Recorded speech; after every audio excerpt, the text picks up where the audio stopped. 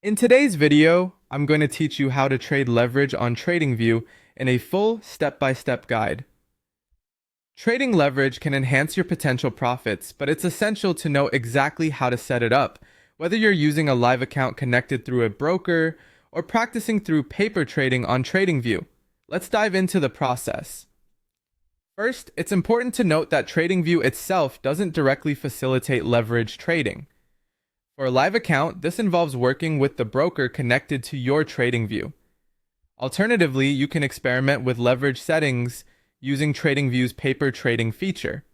Let's explore how to manage leverage in both scenarios. If you're trading with a live account, start by logging into your broker's platform where your Tradingview account is linked. Once you're there, find your way to your Accounts section. This is typically labeled as Accounts or something similar depending on your broker.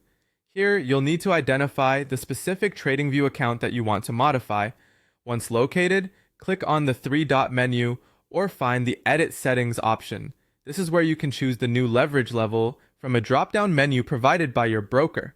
After making your selections, be sure to click Submit to apply your changes. Your broker will update your account with the desired leverage settings. Now, if you're opting for paper trading, navigate to the trading panel in your Tradingview interface. This is found at the bottom part of your screen. Click on it to open the panel, and you will see an option to connect to paper trading.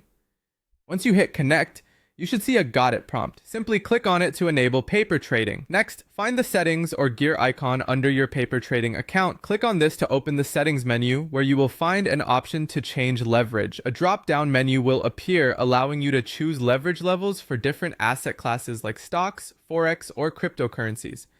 After you select your preferred leverage for each class, click on Save or Reset, depending on the prompt, to apply the new settings.